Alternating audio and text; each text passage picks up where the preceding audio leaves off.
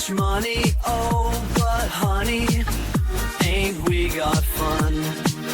The rent's unpaid, dear, and we haven't a bus, but smiles were made, dear, for people like us.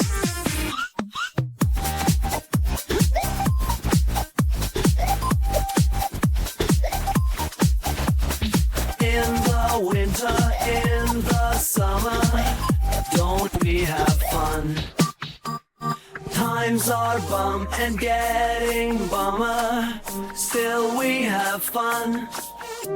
There's nothing surer, rich or para, ain't we got fun?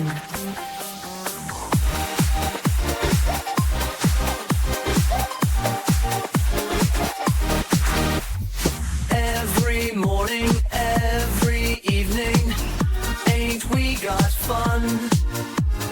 Not much money, oh, but honey, ain't we got fun?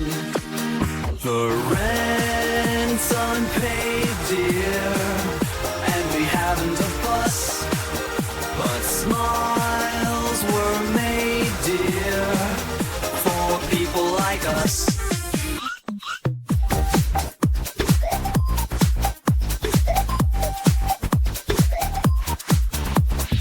In the winter, in the summer, don't we have fun? Times are bum and getting bummer, still we have fun. There's nothing surer, rich or para, ain't we got fun?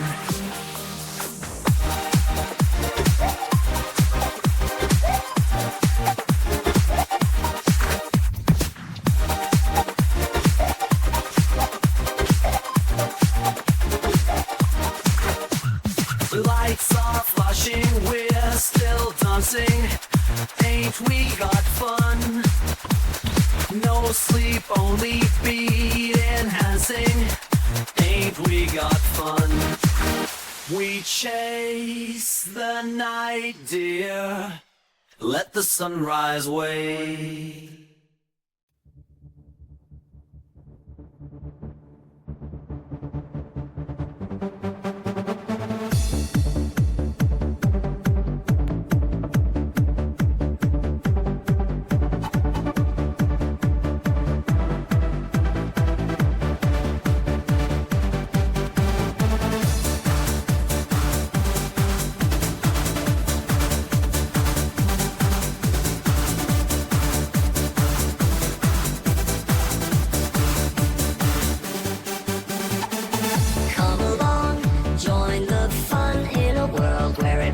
Is never done. Every corner we turn, a new friend in tow. It's time to start the magic on the Globus show.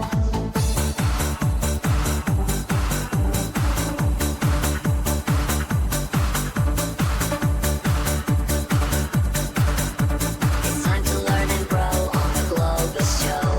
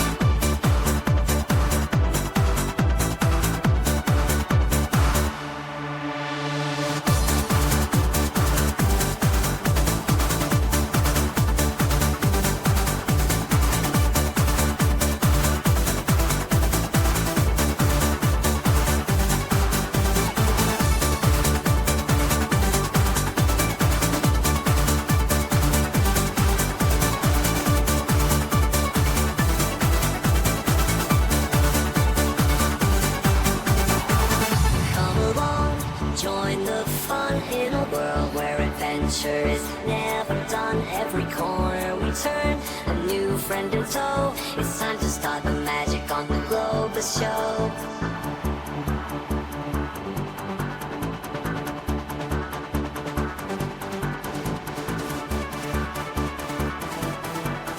It's time to learn and grow on the Globus Show.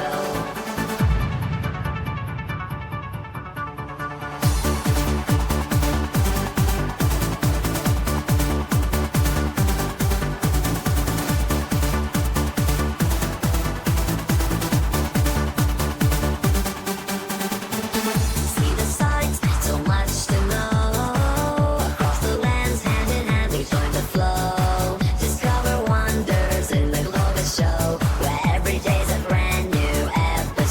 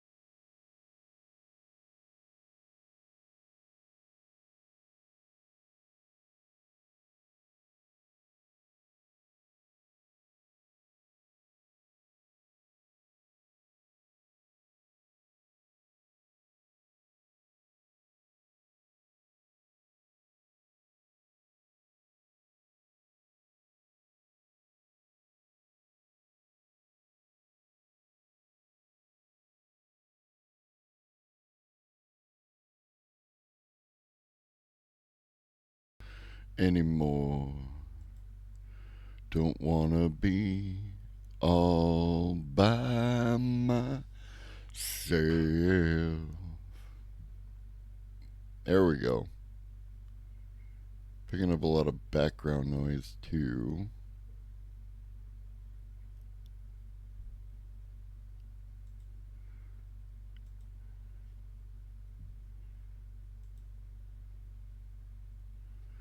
No, a bunch of stuff reset again, so we have that, which is lovely.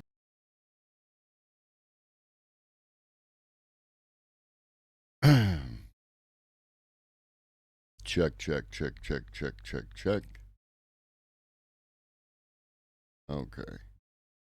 We're in business.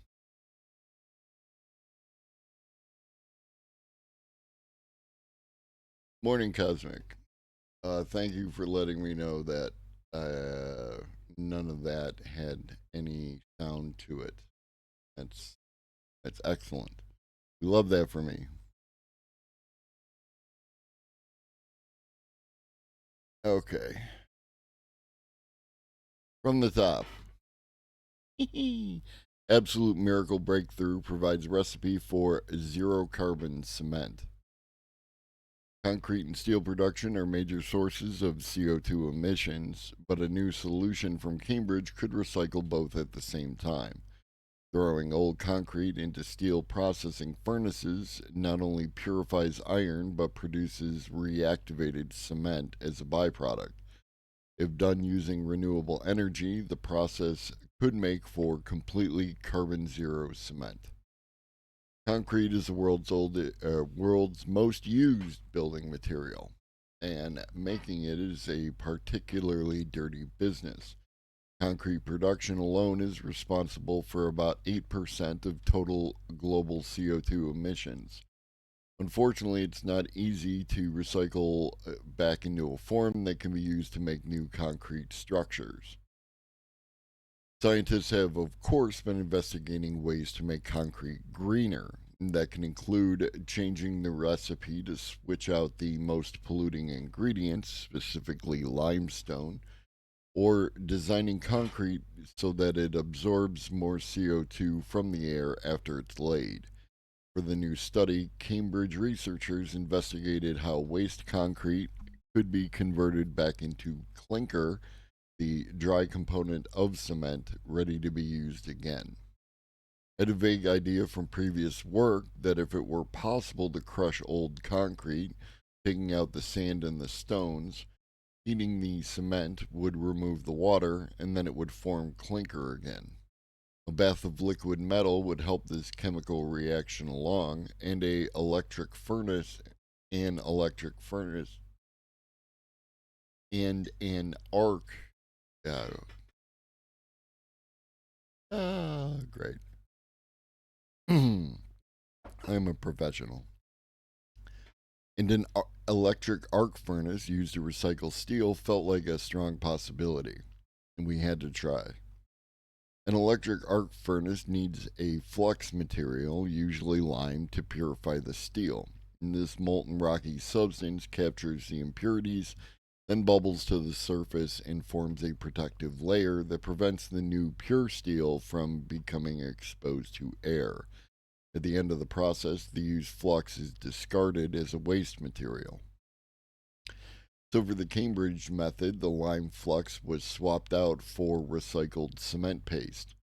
And sure enough, not only was it able to purify the steel just fine, but if the leftover slag is cooled quickly in air, it becomes new Portland cement.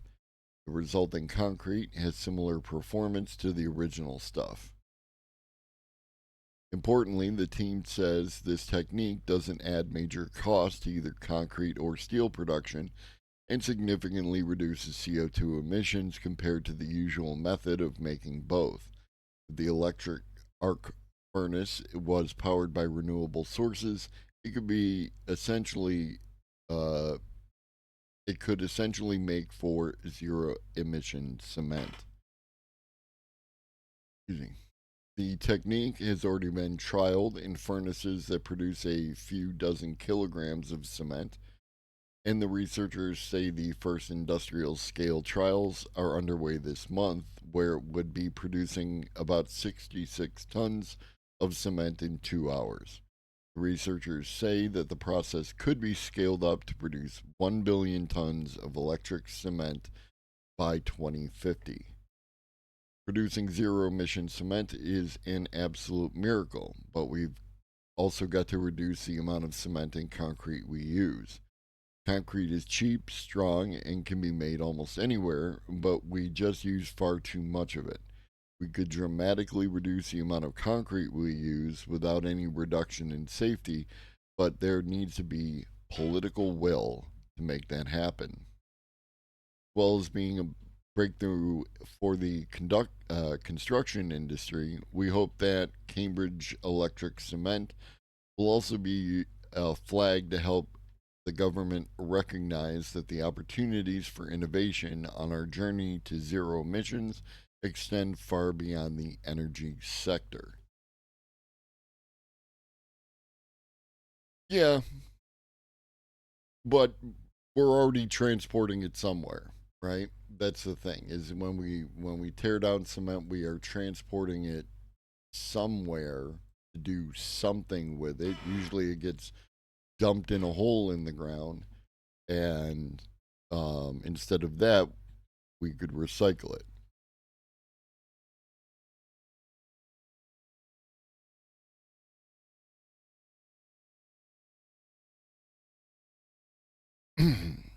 All right. Signals Meredith Whittaker on the Telegram security clash and the edge lords at OpenAI. The Signal president is tired of dorm room antics while social media and AI become ever more concentrated.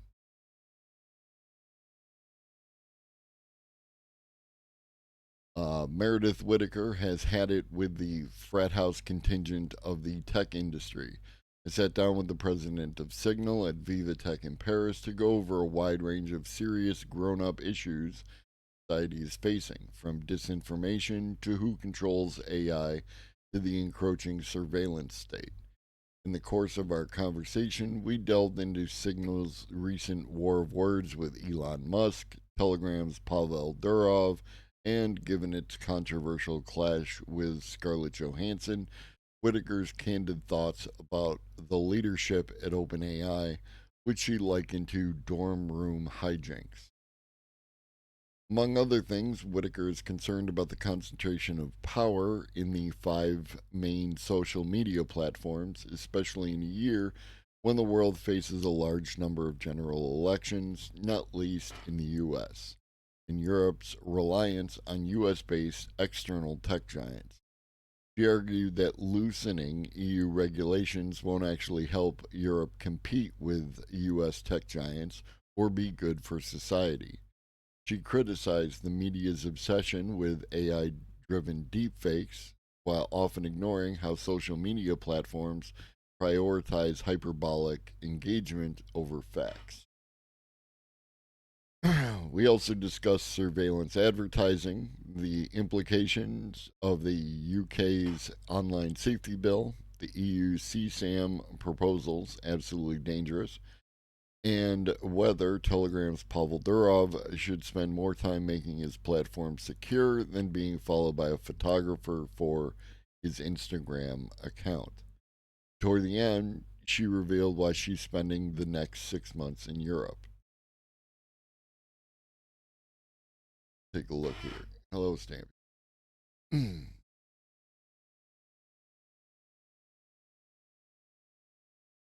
You've lately been talking about the concentration of power in AI. You're standing on my wire,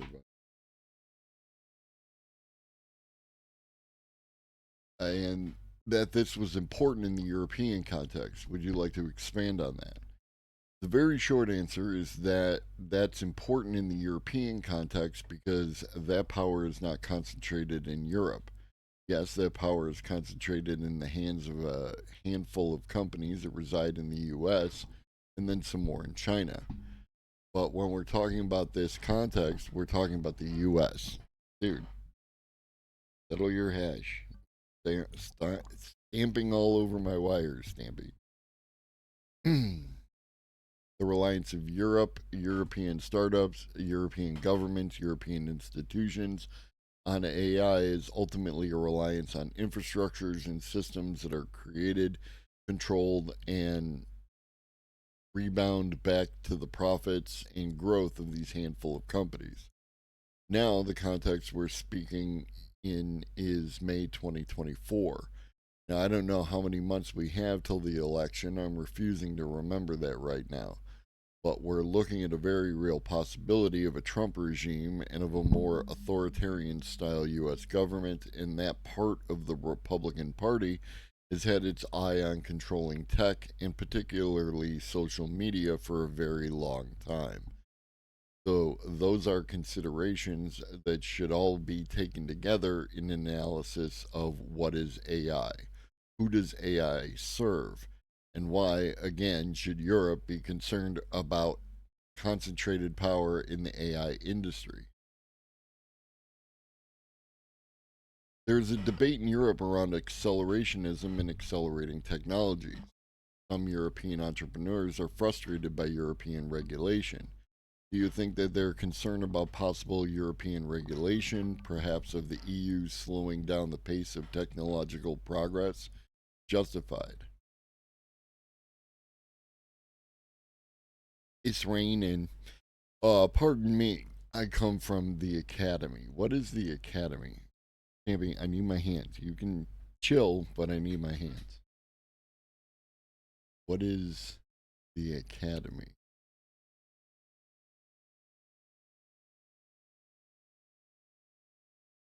That helped me not at all. A fashion label?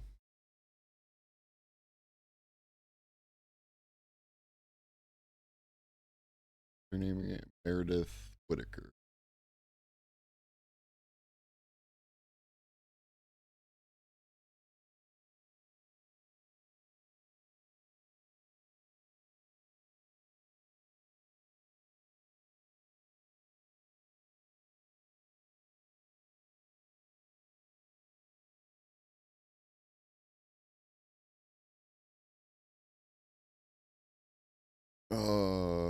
UC Berkeley.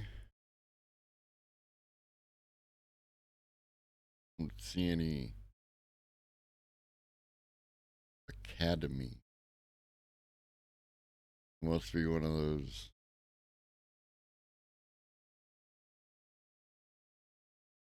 Must be one of them things. All right. Where were we?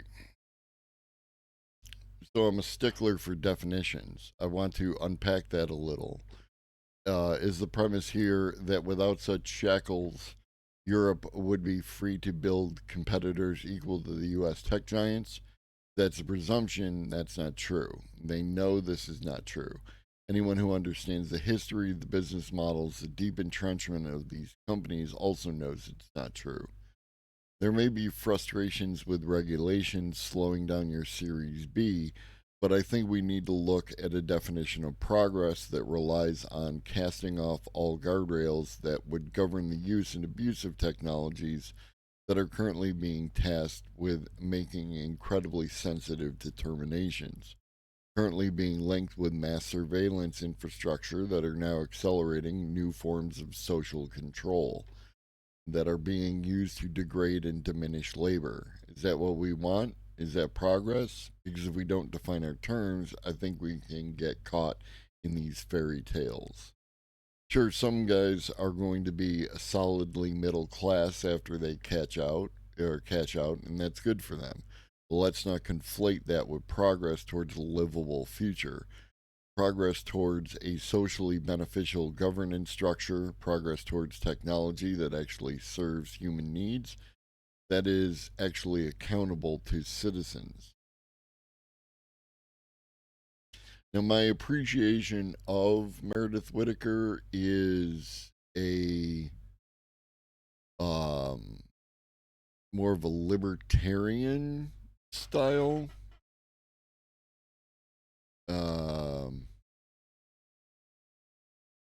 I could be incorrect on that though.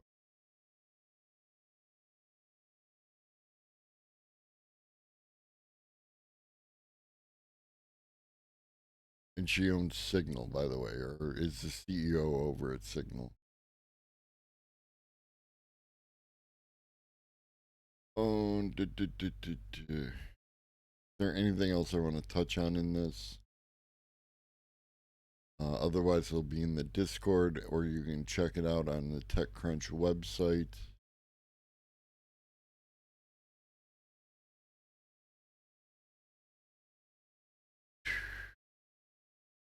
There was a recent development where they're consulting on AI for online safety. Do you have any comment on that? I'm very concerned about age gating and this idea that we need a database, for instance, run by Yoti, a US based company who's lobbying hard for these infrastructures that would do biometric identification or some machine learning, inaccurate magic, or have a database of IDs or what have you.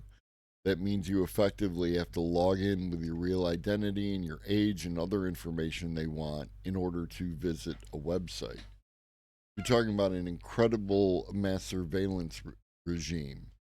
In the US, for a long time, librarians held the line on not disclosing what people checked out because that information was so sensitive. You can look at the Robert Bork case and his video rentals and purchases and how sensitive that information was. What you see here with these provisions is just an ushering in of something that completely ignores an understanding of simply how sensitive the data is and creates a situation where you have to check in with the authorities before you can use a website. And then we just move on. Like, I really feel you need to elaborate on that.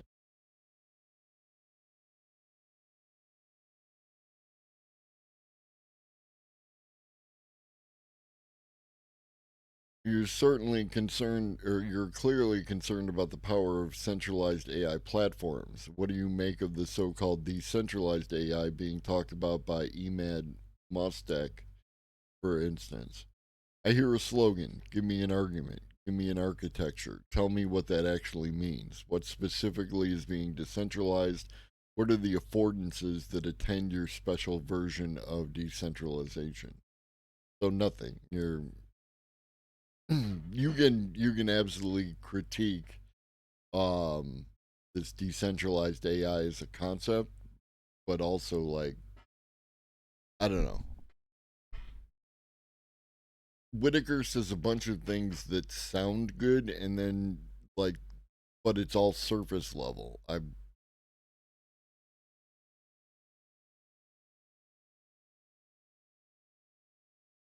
I'll be in Paris for the next 6 months. We're focusing on our European market, our European connections. It's a good time as a privacy preserving app that will never back down from our principles to be very flexible given the political situation in the US and to understand our options. I'm also writing a book about all the work I've been doing for the last 20 years.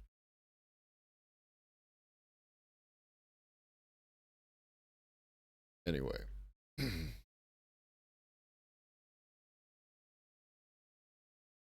Google set to make its largest acquisition ever, threatening Microsoft.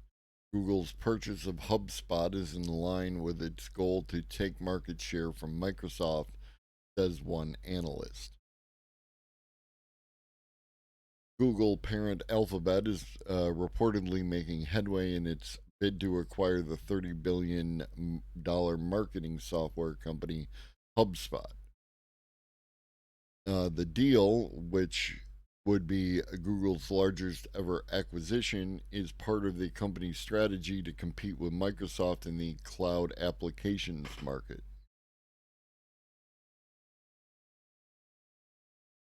It does appear that Google has aspirations to take market share from Microsoft in the productivity suite, and they can use HubSpot to bundle applications together for clients.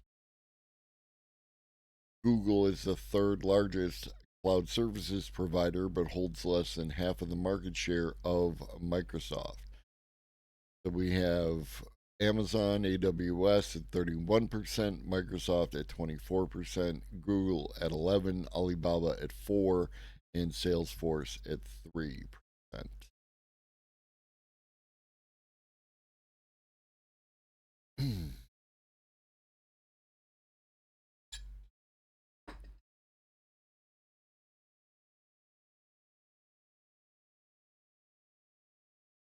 Yeah. Next. All right, shifting over to fusion. And this breakthrough engineered surface promises cooler nuclear reactors. The new textured surface, or this might actually not be fusion, it might be fission. The new textured surface could revolutionize nuclear reactor safety by preventing vapor explosions. A team of researchers at Virginia Tech has made a discovery that challenges centuries of scientific understanding. The team, led by Associate Professor Jiang Tao Cheng, has manipulated the Leidenfrost effect, a phenomenon observed when water droplets hover above a hot surface.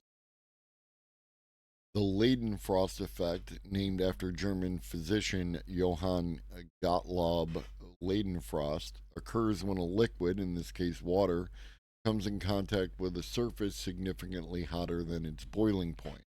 A thin layer of vapor forms between the droplet, insulating it and causing it to seemingly float. You can do this yourself if you heat up a pan and you take some drops of water and flick them onto the pan. You will see the bubble of water like dance and move. Um, Conventionally, the Leidenfrost effect was believed to occur at temperatures around 446 degrees Fahrenheit for water. Even an Emory University study of 2021 found that the Leidenfrost effect typically collapses when the surface temperature drops to 284 degrees Fahrenheit. However, the team has challenged this notion by demonstrating the effect can be initiated at temperatures of even 266 degrees Fahrenheit through a specially designed surface. What does this have to? Thank you. The implications of this discovery are far reaching and could revolutionize numerous industries. The ability to induce the Leidenfrost effect at lower temperatures could lead to the development of more efficient cooling systems for everything from industrial machines to nuclear reactors. This could not only improve performance but also enhance safety by preventing overheating and potential disasters. Our research can prevent disasters such as vapor explosions, which pose significant threats to industrial heat transfer equipment. Vapor explosions occur when vapor bubbles within a liquid, rapidly expanding due to the presence of an intense heat source nearby. He cited nuclear plants as a particularly relevant example where the surface structure of heat exchangers can influence vapor bubble growth and potentially trigger such explosions. Cool. Cool, cool, cool.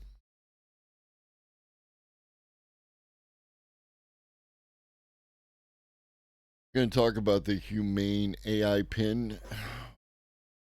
One moment.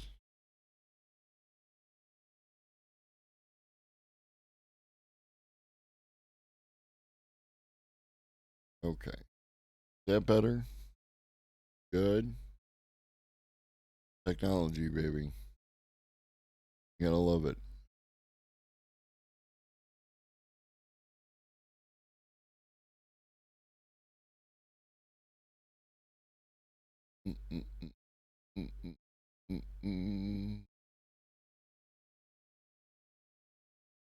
Humane's AI pin could be a repeat of the doomed Magic Link of the 90s.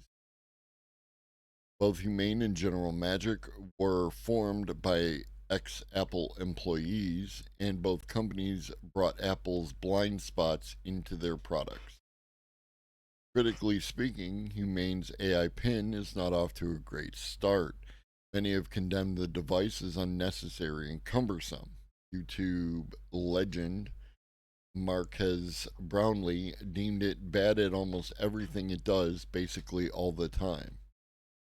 But more concerning than the device's lackluster performance is its promise of a future that is well beyond what its technology can accomplish at the present.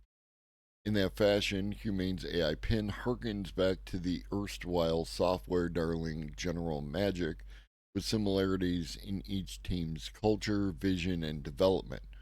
Both companies started from people who had worked at Apple and who brought Apple's culture, including its blind spots, into their visions and subsequently their products to underwhelming rushed product launches. Apple figured out early on that the industrial and product design of hardware matters, and the integration of hardware and software can make computers more appealing to a broader group of people. But Apple sometimes has problems finding a market for its future visions, mostly because these are often hardware centric, and Apple's products thrive in a market when third party applications are available for its devices. Much of Apple's success stems from its relationships with a vast network of developers who create applications and content for people to use with Apple's products. It isn't just talent that moves around when people shift jobs, it's culture too. Startups mix people from many different corporate cultures, but ultimately it's leadership that sets the cultural tone. Leaders form the power and decision structure of new startups.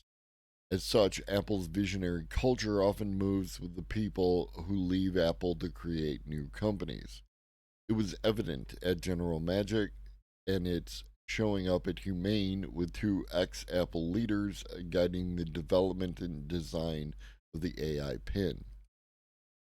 General Magic was an early 1990s Silicon Valley startup founded by Mark Porat and members of the original Apple Macintosh team who left Apple to work together to create what came after the personal computer.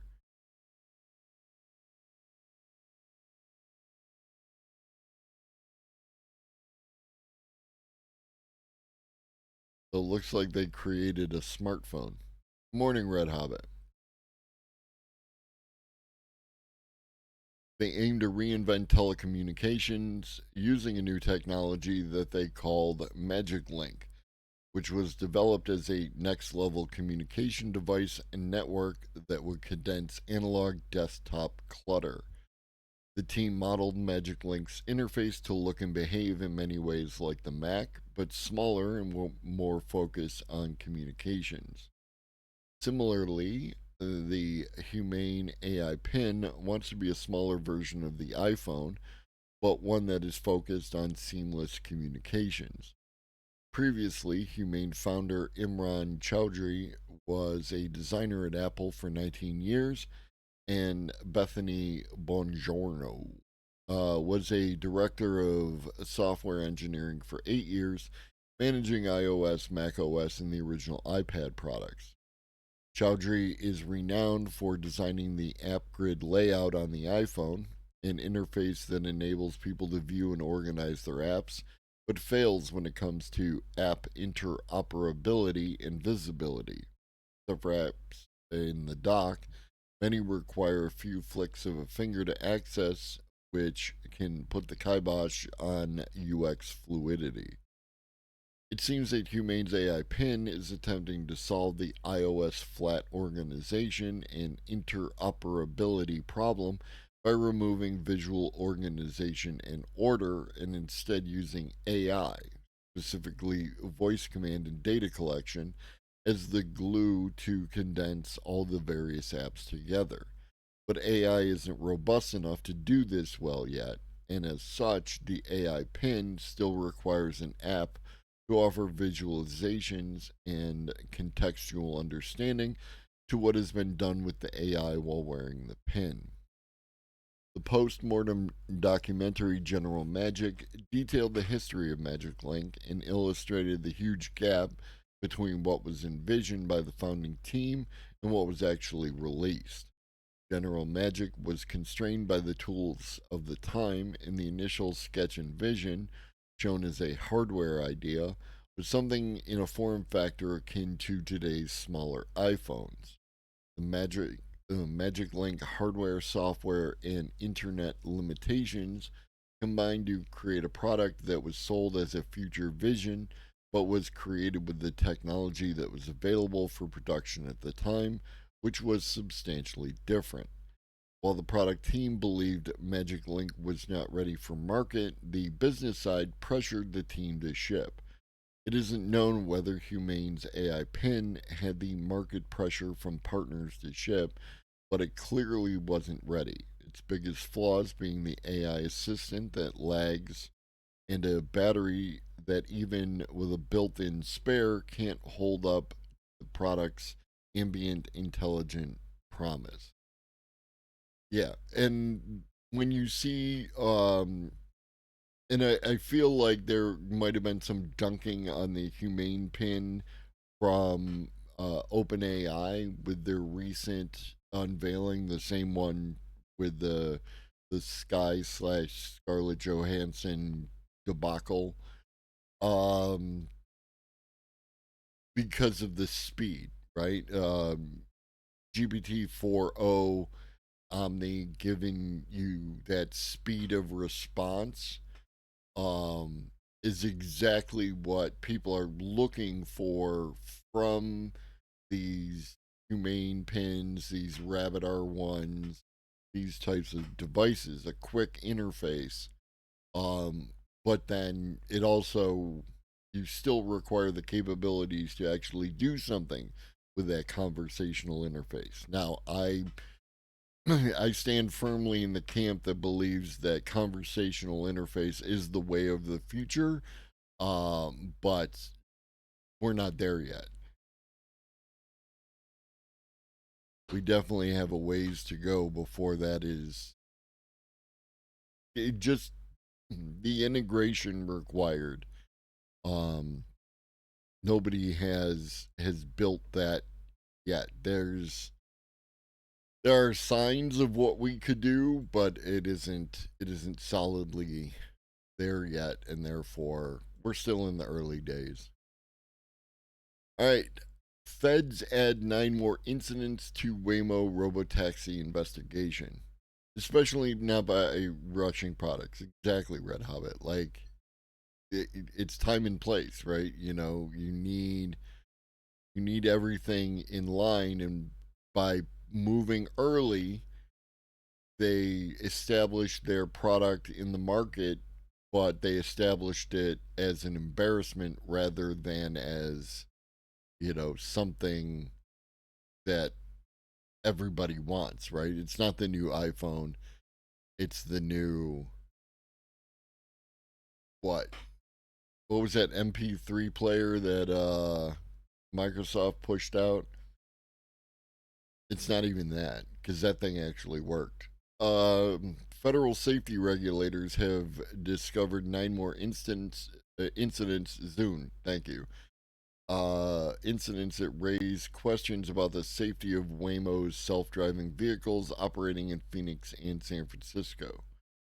The National Highway Traffic Safety Administration Office of Defects Investigation opened an investigation earlier this month into Waymo's autonomous vehicle software after receiving 22 reports of robotaxis making unexpected moves that led to crashes and potentially violated traffic safety laws. The investigations, the investigation, which has been designated a preliminary evaluation, is examining the software and its ability to avoid collisions with stationary objects and how well it detects and responds to traffic safety control devices like cones. Agency said Friday it has added another 9 incidents since the investigation has opened. Waymo cannot be reached for comment. TechCrunch will update the article if the Alphabet owned company responds. Waymo reported some of these incidents. The others were discovered by regulators via public postings on social media and forums like Reddit, YouTube, and X. The additional 9 incidents include reports of Waymo robotaxis colliding with gates, utility poles, and parked vehicles, driving in the wrong lane with nearby oncoming traffic, and into construction zones. The ODI said it's concerned the robotaxis exhibiting such unexpected driving behaviors may increase the risk of crash, property damage, and injury. The agency said while it's not aware of any injuries from these incidents, several involve collisions with visible objects that a competent driver would be expected to avoid. The agency also expressed concern that some of these occurred near pedestrians. Now, I absolutely believe in safety. I absolutely believe that these good morning, Charm Chaos. So the many verses askew. You're up, and I haven't gone to bed yet. Well, yeah. It's how many hours in a row have you been up, and do you have any scheduled events that you have to interact with in the coming days? Yeah. So safety is important, 100%.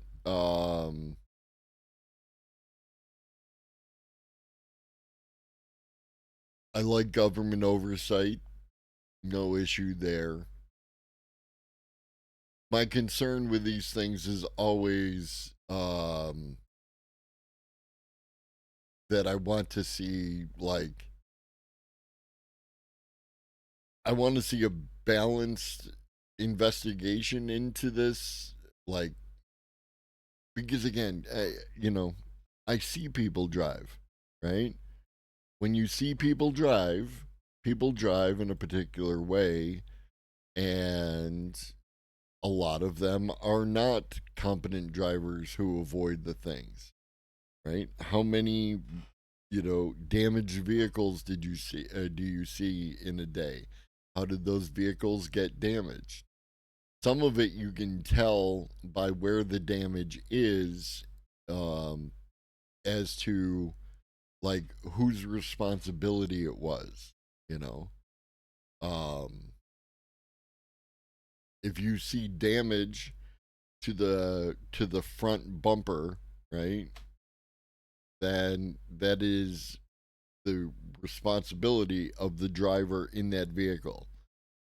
I don't give a shit if the car in front of them stopped short. I don't give a shit about any of that because you're supposed to, as a competent driver, maintain your spacing. So if there's damage to the front of your vehicle, that's on you. That's on the driver of that vehicle. That is their fault. Um, Damage to the rear of the vehicle. Now it depends. Were you hit by the aforementioned driver? Then that's their fault, right?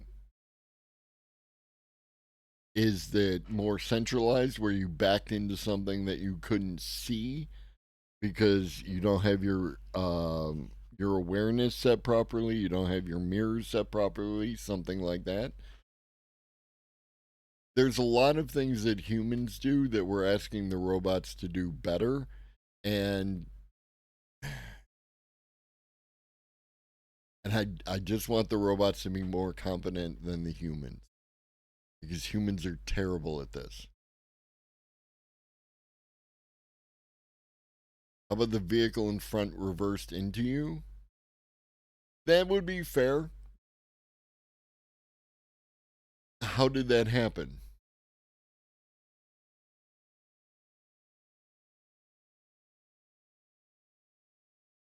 Shifting gears to bioprocessors. World's first bioprocessor uses 16 human brain organoids for a million times less chip power consumption than a digital chip. Swiss startup claims its Neuro platform is a first for biocomputing. A Swiss biocomputing startup has launched an online platform that provides remote access to 16 human brain organoids. Final Spark's Neuro platform is claimed to be the first online platform delivering access to biological neurons in vitro. Moreover, bioprocessors like this are claimed to consume a million times less power than traditional digital processors. Final Spark says its neural platform is capable of learning and processing information, and due to its low power consumption, could reduce the environmental impact of computing. In a recent research paper about its development, it claims that training a single LLM like GPT 3 required approximately 10 gigawatt hours, about 6,000 times greater energy consumption than the average European citizen uses in a whole year. Such energy expenditures could be massively cut following the successful deployment of bioprocessors. But can you play Crisis on it? The operation of the Neuro platform currently relies on an architecture that can be classified as wetware, the mixing of hardware, software, and biology. The main innovation delivered by the Neuro platform is the use of four multi electrode arrays housing the living tissue, organoids, which are 3D cell masses of brain tissue. Each MEA holds four organoids interfaced by 8 electrodes used for both simulation and recording. Data goes to and fro via digital analog converters with a 30 kilohertz sampling frequency and a 16-bit resolution. These key architectural design features are supported by a microfluidic life support system for the MEAs and monitoring cameras. Last but not least, a software stack allows researchers to input data variables and then read and interpret processor output. Final Spark has given access to its remote computing platform to 9 institutions to help spur bioprocessing research and development. With such institutions' collaboration, it hopes to create the world's first living processor. Also, there are already 3 dozen universities interested in Neuro platform access, and they have a subscription.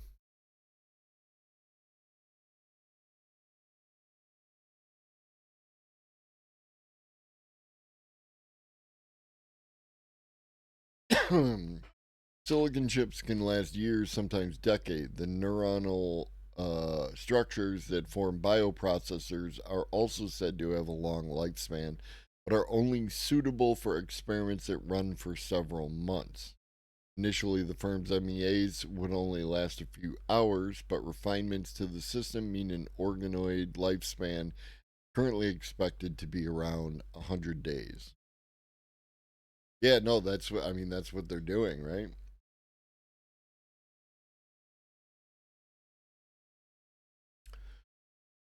Yeah, so interesting, still very, very early days on that one. The future of flight. Researchers develop neuromorphic drones that learn like animals. First neuromorphic vision and control system has been implemented in a flying drone. Researchers at Delft University of Technology have created a drone that can fly autonomously, utilizing neuromorphic image processing and control inspired by the functioning of animal brains. Animal brains process data and consume energy more efficiently than the deep neural networks typically operated on GPUs. Consequently, neuromorphic processors are ideal for small drones as they eliminate the need for bulky hardware and large batteries.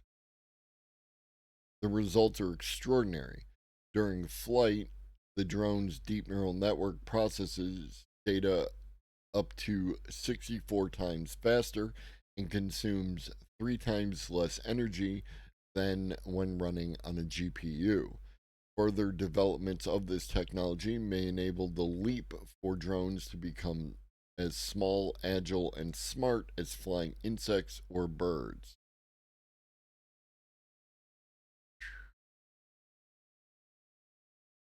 Animal brains process information in a way that is very different from the neural networks running on GPUs.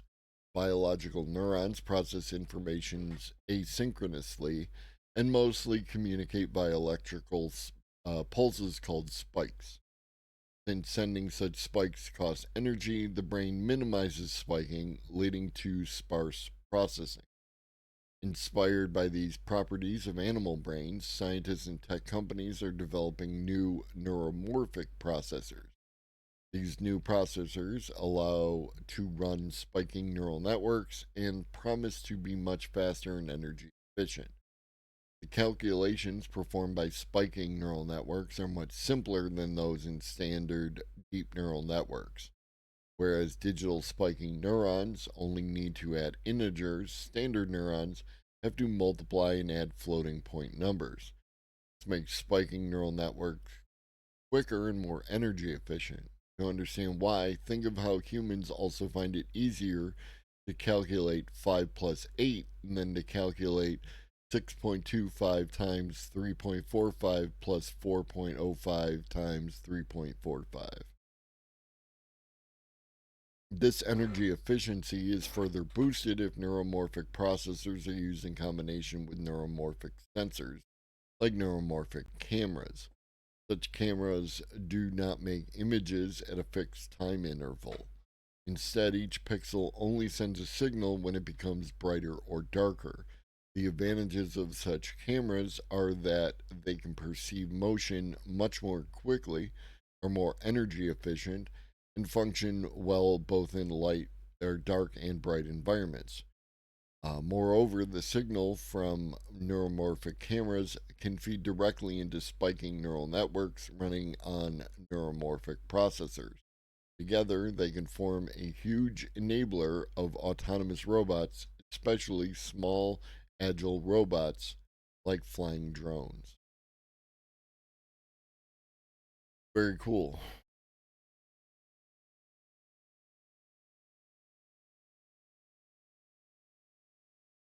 I'm excited.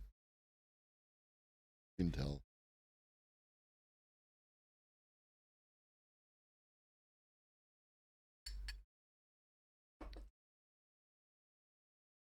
Two teens, two of them, won $50,000 for inventing a device that can filter toxic microplastics from water. Uh, Victoria O and Justin Huang, both 17, won $50,000 for their microplastic filtration device. Yeah, microplastics are everywhere. They're in your body everywhere. So their device removes microplastics using ultrasonic or high frequency sound waves. Their device is the first to use this method successfully. They presented their work at last week's Regeneron International Science and Engineering Fair in Los Angeles, where top competitors compete for $9 million prizes. No. Okay, their technique is in the very early stages. The high schoolers hope that one day it could filter the plastic out of your drinking water and from the industrial and wastewater that humans dump into their environments. This is the first year we've done this. If we could refine this, maybe use more professional equipment, maybe go to a lab instead of testing from our home, we could really improve our device and get it ready for large scale manufacturing. While it's unclear how microplastics affect human health, many common chemicals in plastic have been linked to increased risk of cancer, fertility and development issues, and hormone disruption. We're still a long way from getting rid of microplastic.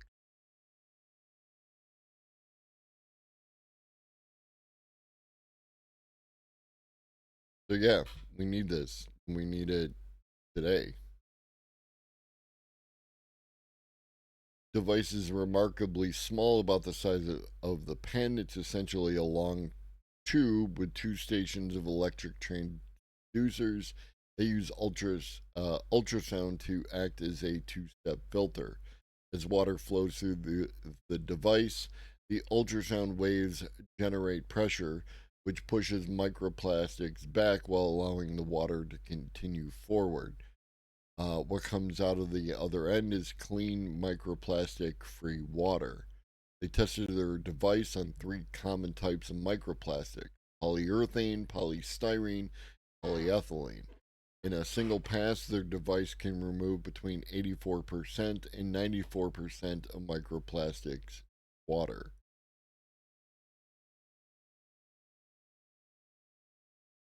It's a pretty new approach. We only found one study that was trying to use ultrasound to predict the flow of particles in water, but it didn't completely filter them out yet. The problem with like normal filtering methods is that the microplastics are either too small to get caught in a lot of filters, or they're too light and flow with the water more than other solids do, which where they tend to fall to the bottom. So basically, what we'd be looking at is, um, something to counter that, and then you would shunt a portion of the water that has the microplastics in it to be collected, while letting clean water go forward past the filter. And you're probably going to need to do a combination of a couple of types of things, just given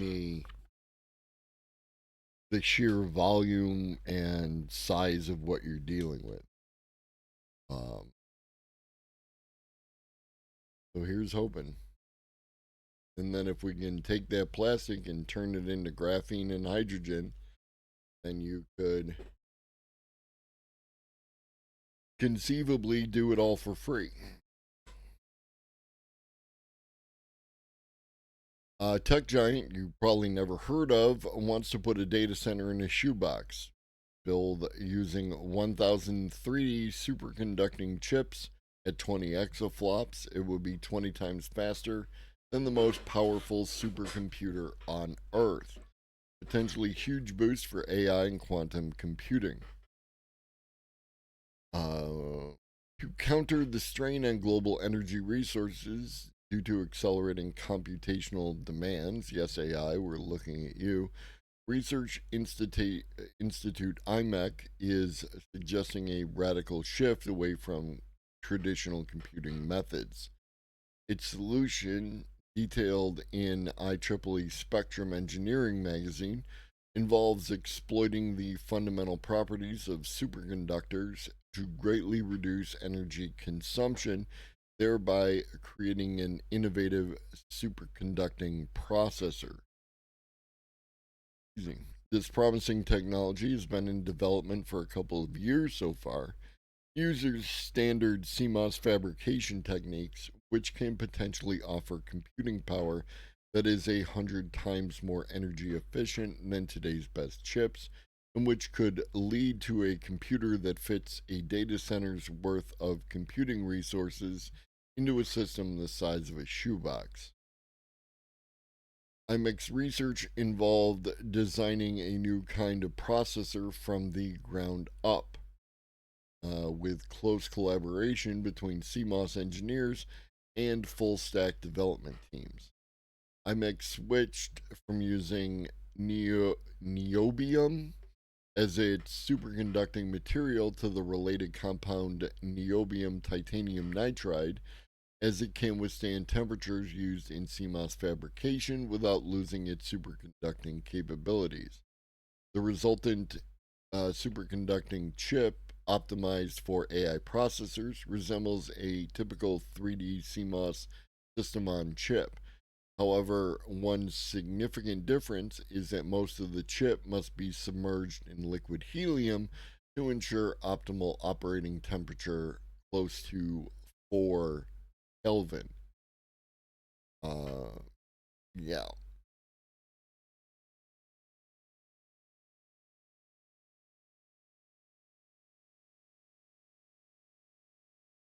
Sorry to go back. The microplastic filtering, surely our modern desalination plant technology gets to as small as is necessary.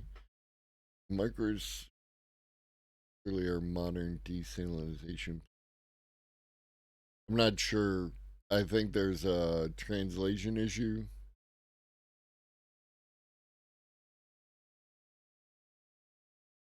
Um, I honestly don't know the process by which modern desalination is executed. Um, like what the process is, because and I don't know offhand how. No, I know they take the salt from the water, but how did they take the salt from the water? That's what matters. And like the easiest way, like you can do desalination at home to an extent by creating. So they use osmosis under pressure. Okay, so if they're using osmosis under pressure, that's what I was talking about with the size of the filters. So yes, it does sound like it would be possible to filter out the microplastics in a similar way, right? Because the salt molecules are going to be larger than the microplastic, right? Like that would make sense. I assume that there's some kind of thing that doesn't work because nobody's doing it, and that sounds like an easy win. But at the same time, nobody's like, even our desalinization is incredibly limited, right? Like, we're not doing as much desalinization as we could. Um, why do you still? Oh, close it. Oh, I'm having a morning. So yeah, I don't know, Cosmic. It's a good question. Um,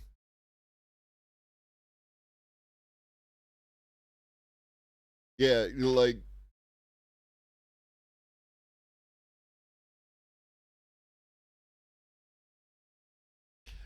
so one of the issues that we come into with data centers is how the data centers use a large amount of water, right? So now a bunch of data centers are moving to a recycled water format, which is great.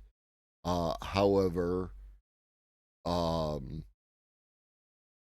there's still some water loss in there, and a lot of these data centers in the United States are being built in places that already have varying degrees of water insecurity, which is only going to increase as time goes forward.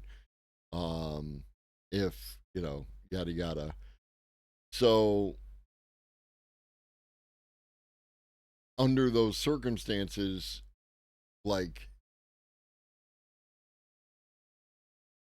is this trading one problem for another? Is submerging a data center into liquid helium, um, and the energy required in executing that process, is that better because it saves more water, but then how much, in all this, like if it just comes down to electricity, then there's a solution eventually on the horizon, right? Currently with, renewables and nuclear and stuff like that, and then in the future with fusion. But is this viable sooner? You know what I mean? I just thought a salt molecule would be small enough that any microplastic smaller would not be a problem. No, I agree with you. That it makes sense to me. So then why isn't that the number one? Like that sounds like the easiest way to do it, right? Like if we can use a similar process to what they use in desalinization for removing microplastics, then why isn't that the forefront of the conversation? It sounds simple, but maybe there's something within that context that you and I are missing that is a reason why it can't be done, or you know, something of that nature.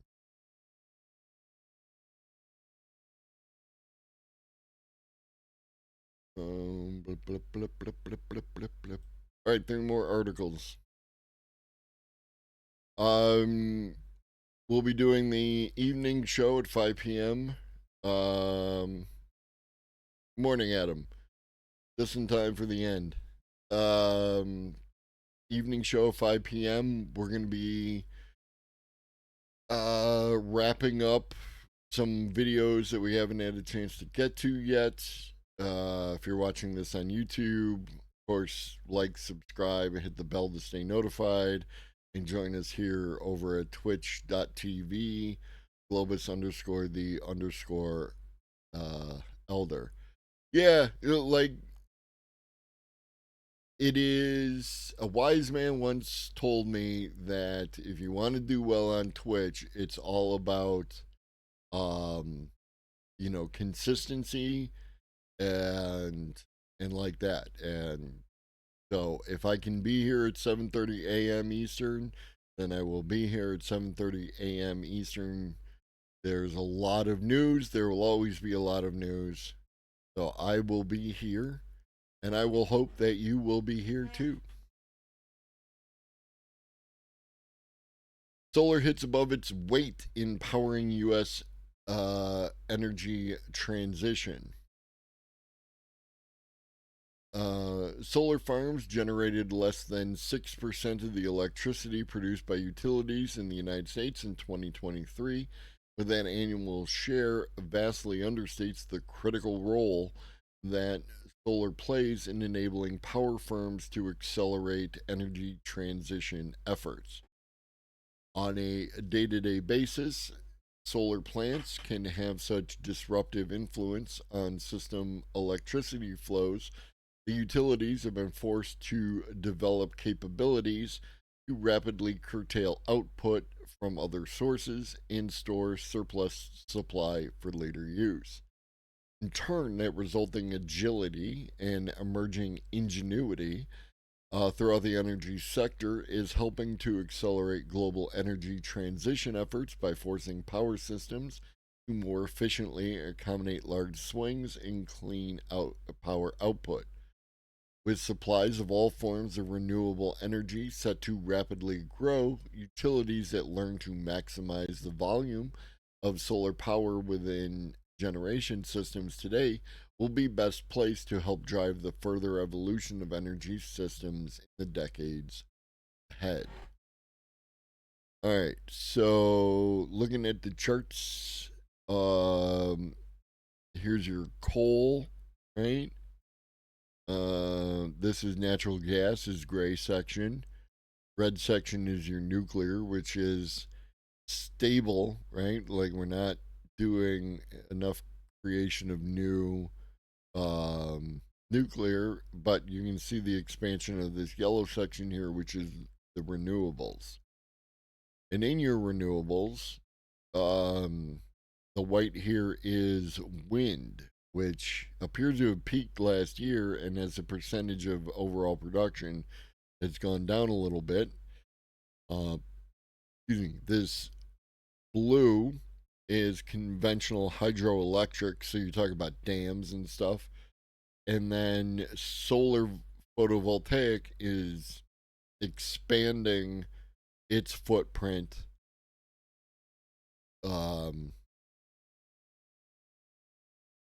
See, they got wood and wood derived fuels in here, and I don't know how renewable. I mean, I guess it's renewable, but like not really, because it doesn't, but then we're starting to pick the nits, right? And then we're also talking about landfill gas. Robots should not be subject to free speech. I can't even believe I have to say that How out many loud. times do we have to teach you this lesson, old man? I love the young people. Good morning, Devil.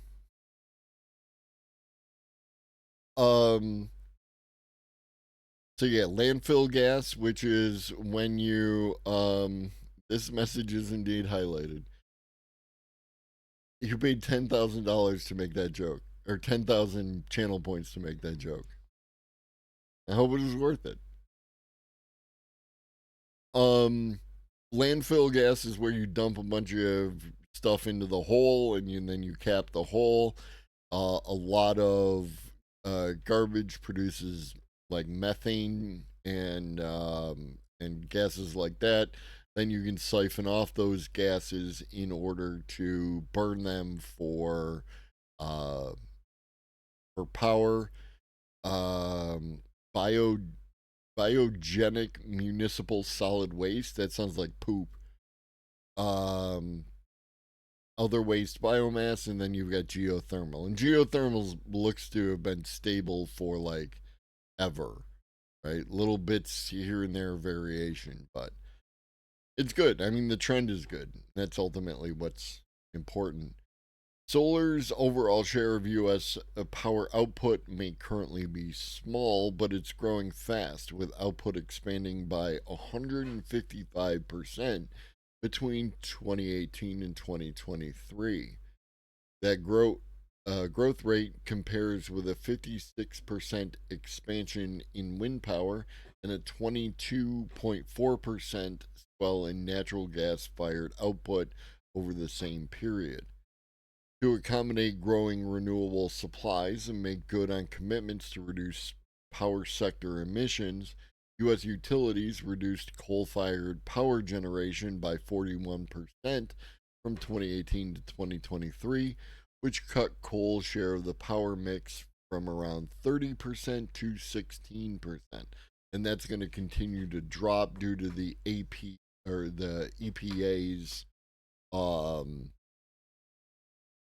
regulations, which are basically going to kill off coal. Yeah, geothermal has its place. I think there's a bunch of interesting things happening with geothermal. And again, I mean, for anything that is, renewable, like seriously renewable, I'm in. Let's explore these options. Let's try to make as many of them work as we can, so we can at least stop pumping as much CO2, et cetera, into the atmosphere. That's step one. And then step two is then doing the carbon capture to remove that stuff from the atmosphere. Right? We got to do we got to do both those things at the same time, and we got to do them quicker than we are currently doing. They're talking about California's power system, but California's also been tinkering with the net metering, which prevents the adoption by individual, homeowners and whatnot, or reduces, not prevents, but reduces.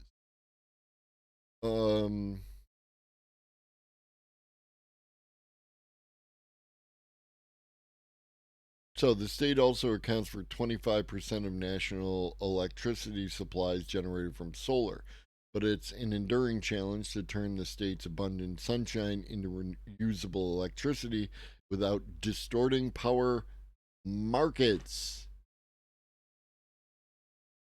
I don't care about your markets. I care about us not dying.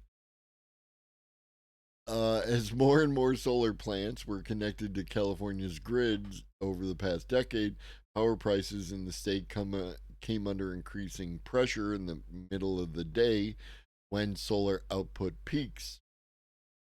A compounding problem is that the peak solar production period overlaps with what is traditional the lowest period for system demand, so power firms have been forced to lower power prices in order to balance system needs until solar output declines later in the day. The resulting duck curve, apparently, this is a duck curve, uh, shape of power prices became a well known phenomenon over the last few years, with the unintended distortion to market dynamics caused by surplus solar power widely lampooned in 2023 by opponents of the energy transition. And you can see it, 2018, like, this is the potential for grid instability.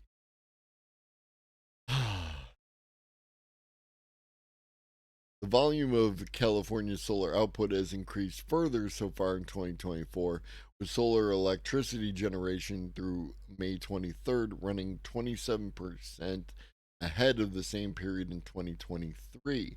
The uneven distribution of this output causes daily contortions to the state's power generation mix, with solar power accounting for 0% of power generation before sunrise. So at nighttime, you don't generate a whole lot of power. Fair enough. To over 70% during the sunniest times of day. California's power prices continue to come under severe pressure during peak solar production hours, routinely turning negative for spells as the market pricing mechanism tries to lure demand and deter production from other sources. All right, if you want to go with this model, you got to figure your shit out.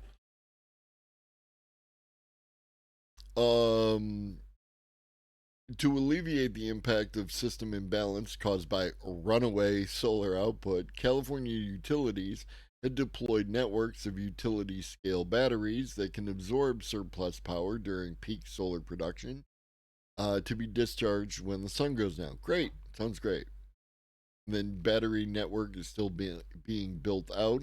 It already accounts for around 20% of California's system needs during the peak demand period just after solar output stops and when people returning from work crank up household electricity demand. And that shows you here, this is the solar generation, right? When it goes and dominates all the need. And then, or not the need, the supply. And then this blue section here, this bluish green section, teal, um, is your when the batteries kick in. And then I assume that this is like coal or something. Yeah, yeah. Well, as you would expect, right? Like if you just take a step back and you think about when do people use power. Now, there is also one would assume that during this sunniest period, you are also going to experience the highest demand for things like, whether you're using heat pump or traditional AC, central air, that kind of stuff will also increase during this time period. And you can assist this and your own self by having a smart thermostat, because a common thing that people do is that they don't that they only care about their household heating and cooling during the period of time when they're actually in the house. So they have a tendency to turn the heat way down when they're not at home during the winter and turn the AC way down or way up, right? The temperature at which it kicks on um when they're leaving the house during the summer. The problem is that when you return home, you turn that to your comfortable temperature, and now you're putting enormous strain on your system in order to get that up, and it's going to have to take some amount of time to heat all the air in your space or cool all the air in your space. It is more power efficient to have a system that learns to regulate that, and for it to kick on and have this maintenance. Now, insulation, there's a whole bunch of other factors that come into it. But the idea of I'm going to turn, my AC off while I'm at work, and then I come home and then it's hot in my house, and now I got to turn it back to whatever you're comfortable at, 75, 72, 70, 68, whatever it is. It has to go all the way from that 85, as opposed to keeping it within a tolerance over time and using less energy, right? We have to get away from this boomer type thinking, and I mean that literally. Like, this is a baby boomer type type thought process, rather than, like, using boomer as a pejorative. It's indicative of the times in which they grew up, and then therefore it also infects people of the of Gen X. Yeah, exactly. Um, yeah, it's 70 and you want it at 64, so you crank it up, and now it's running for a long period of time as opposed to maintaining that process throughout the day.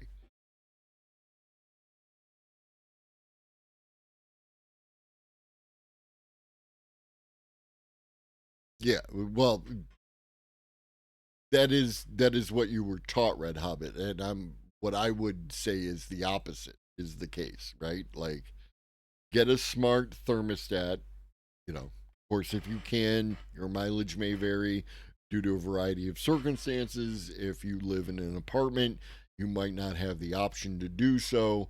Um, though you might, right? Like, depending on your relationship with your landlord, you might be able to either get them to, or like, hey, I'll buy this smart thermostat and have it installed or whatever. They're usually really easy and you can do them on your own. Um, but I'll install this smart thermostat, and then you can, and like, you can keep it, but I'm gonna knock $50 off my rent for the next 4 months or something like that. All this depends on your relationship with your landlord and whatnot. Your mileage may definitely vary.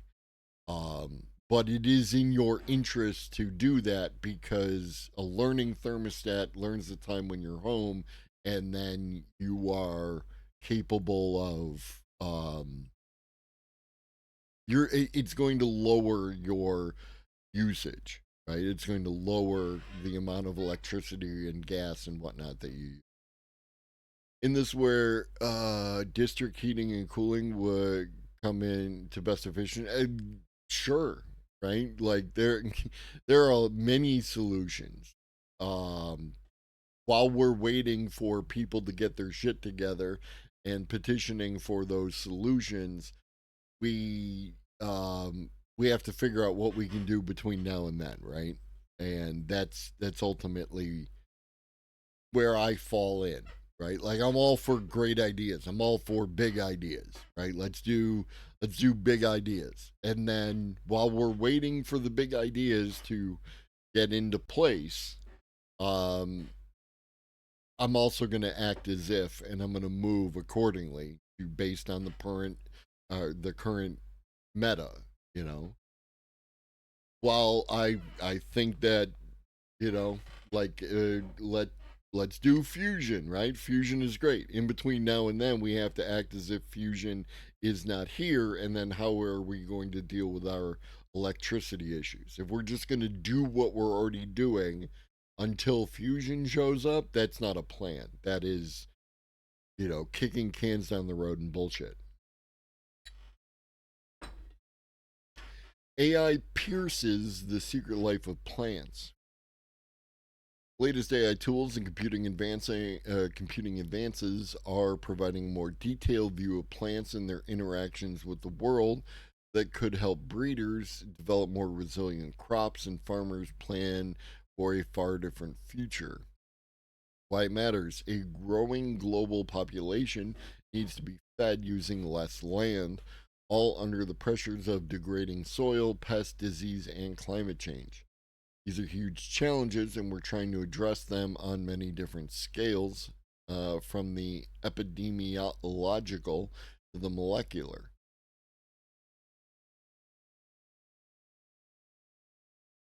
Yeah, well, no, fusion by its very nature is going to be cheaper than any of our present energy generation. Once you start fusion up, right, then it produces basically free energy forever. So while there may be additional costs in getting it started, once it's running, it runs forever for free. So, yeah, more or less, right? Like there's maintenance and other shit like that, but yeah, with trend energy cost is zero. State of play: AI algorithms aren't new to plant science. Robots roam fields taking photos of plants and using AI deep learning methods to detect disease and analyze different attributes of plants in an effort to bring precise, consistent data collection to agriculture. Machine learning algorithms analyze plant traits and predict which genetic combinations will produce a plant with desired traits, often aiming for resilience to drought or disease that doesn't slash a crop's yield. But new AI based tools are allowing researchers to unravel the inner workings of plant biology that were previously hidden in a complex web of molecular interaction. It wasn't economically feasible to do plant structure biology at scale. One paper found the structures of less than 2% of the proteins in plants' biology, model species Arabidopsis thaliana, were known, compared with about 10 times as many for human protein. AlphaFold bumped that coverage of the plant's proteins to more than 60%, though with varying degrees of quality. Harris is using AlphaFold to try and understand the chemical modifications that are made to plant DNA when they are exposed to pathogens, drought, and other stresses. Those modifications store information for the plant to respond the next time it is stressed, but how the cell does that was previously invisible information. Other recent AI advances are allowing plant scientists to look beyond a plant's genes and proteins and consider other key factors such as soil, climate, and farm management practices that are involved in the production of a plant. In a recent preprint, researchers at University of Kentucky reported using machine learning algorithms to predict the genetic makeup of a grapevine from the microbiome of the soil. They could, for instance, tell whether a vine was Shiraz or Cabernet Sauvignon. That indicates a plant's genetics have an effect on the microbiome in the soil, and that crops could be bred to be better hosts for beneficial microbes that could reduce the amount of water or chemicals used to grow crops. Generative AI methods and advances in the specialized processors AI needs are driving an effort by Michigan State University, led by agricultural engineering professor Daniel Huye, to build a digital twin of an apple tree. The team is planning to use LiDAR equipped iPhones, cameras, and other sensors to build a collection of images of trees growing under a slew of different conditions, including temperature and relative humidity to mimic everything about a tree. So that's that NVIDIA digital twin concept, which I'm with it, right? Like, creating an accurate digital model allows you to do a lot more in simulation than you can in the real world. Ultimately, the idea is that a farmer can capture data about their own orchard and, using the digital reconstructed tree, construct future climate and field conditions for their crops that they can plan for. Data about these future conditions would be produced using generative AI tools.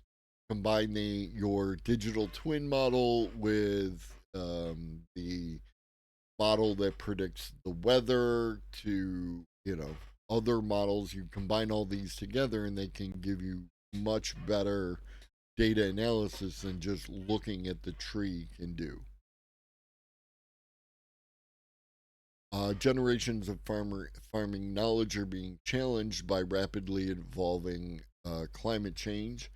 The researchers' big goal is to model an entire orchard while developing tools along the way to help farmers use the wealth of information about plants and crops that is already available. That's another thing, is a lot of I'm not going to specifically state for farming, right?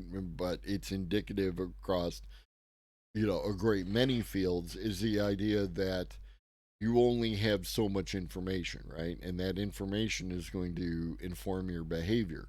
So if you have access to more information, you should be able to do, the idea of best practices. However, too much information makes it impossible to search through all that information to develop those best practices. What do you need in order to solve that problem is AI, right? Like, and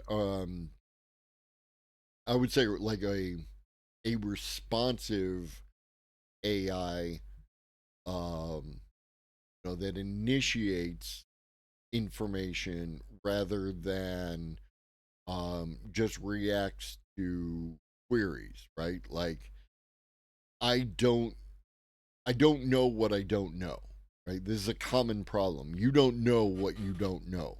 So a lot of times you don't even know. There's not knowing what question to ask, but then there's also not knowing that there is a question to be asked. Right? You have the way the things always have been done. You have a process. You're happy and comfortable with it. Ergo, you're not going to worry about developing a new process. But a an AI that is able to look through all of this data and make recommendations to you without you having to ask the question is going to increase the probability that you're going to do something which is going to be beneficial to what you're trying to accomplish, even if you didn't know that there was something that needed to be done, right? This still relies on human beings being willing and able to incorporate that type of behavior into themselves, which is an entirely other issue. AI's integration into plant biology faces hurdles, particularly around the data that is available and its quality. Unlike the massive corpus of digitized text used to train chatbots, or even the rafts of biological data generated from genome sequencing, there aren't digitized images of different physical aspects of apple trees. It's also difficult to find scientists who understand both biology and computer science and to attract them to plant science, which often doesn't offer salaries and funding at the level of medical research, right? So, on one aspect, right here in the current meta, again, I said this the other day and I'm going to say it again, you could incentivize human beings to um to get this data, right? Like the physical aspects of plants, right? You do the work, you take the pictures, you put them into the database, and then you know, you get money, right? Like even that kind of thing. Um, the higher quality the data that you provide, the more money that you could make in the current meta. Then the other thing is to disconnect research from salaries and funding, right? But that requires a top down kind of thing. And then when you're dealing with scientists who understand both biology and computer science, you're going to have to do cross disciplinary shit. Either get the two different fields to work together, or, you'd have to incentivize people to, to gain education in both areas. There are challenges in all of those things. I'm overly simplifying this as a process, but I don't there's nothing there's nothing in the laws of physics that prevent us from making it happen if we really want to. Large language models that power chatbots and other AI tools that people increasingly interact with are being developed to decipher the language of DNA and protein. Yeah, and all the things that I just said are before we even get to what might we be able to do with AI in order to mitigate these gaps, right?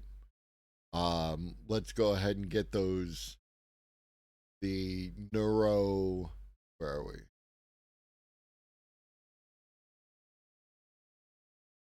The drones that we talked about earlier. That's just, and this one, drones, right? Just a whole bunch of these drones running around, grabbing the pictures that the AI needs in order to, you know, develop its information, right? What could we do if we let the AI gather its own data? And finally, Meta introduces Chameleon, a state of the art multimodal model. Multimodal model. As competition in the generative AI field shifts toward multimodal models, the Meta multimodal model, has released a preview of what can be its answer to the models released by Frontier Labs. Chameleon, its new family of models, has been designed to be natively multimodal instead of putting together components with different modalities.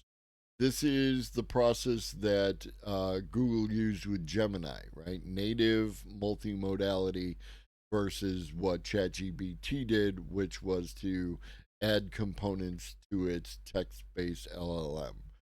While, and basically, what the difference is that,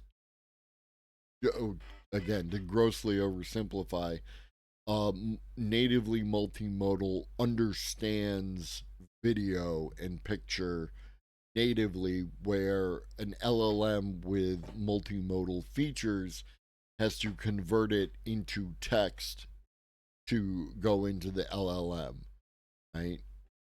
That's the difference. While Meta has not released the models yet, their reported experiments show that Chameleon achieves state-of-the-art performance in various tasks, including image captioning and visual question answering, while remaining competitive in text-only tasks. Architecture of Chameleon can unlock new yeah. But it's not available yet. The popular way, so this is what I was just talking about with the multimodal thing. The popular way to create multimodal foundation models is to patch together models that have been trained for different modalities. This approach is called late fusion, in which the AI system receives different modalities, encodes them with separate models, and then fuses the encoding for inference. While late fusion works well, it limits the ability of the models to integrate information across modalities and generate sequences of interleaved images and text. Chameleon uses an early fusion token based mixed modal architecture, which means it has been designed from the ground up to learn from an interleaved mixture of images, text, code, and other modalities. Chameleon transforms images into discrete tokens as language models do with words.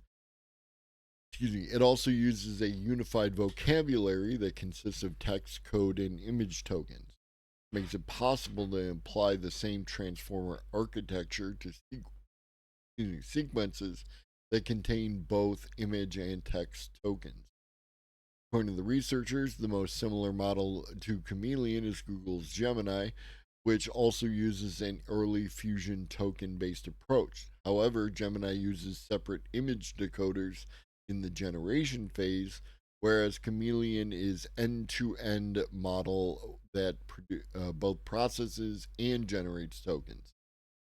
Chameleon's unified token space allows it to seamlessly reason over and generate interleaved images and text sequences without the need for modality-specific components.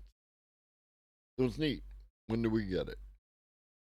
It's a 34 billion parameter model.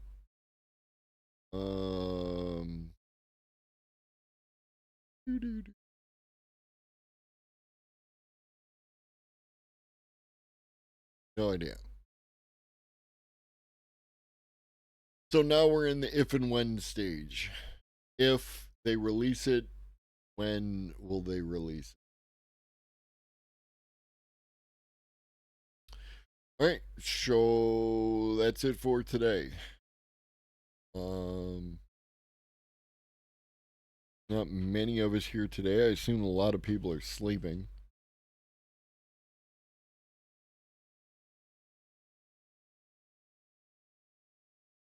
We'll raid over to Zach.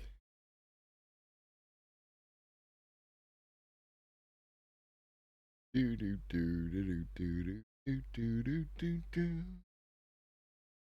Do do do do do do do do do. I hope you enjoy the rest of your day today. I'll be back 5 p.m. Eastern with the video show, and that's about it. Go easy, homies. In the meantime, drink your water, eat some food, take your meds if you forgot, and always remember that Shuggy loves you.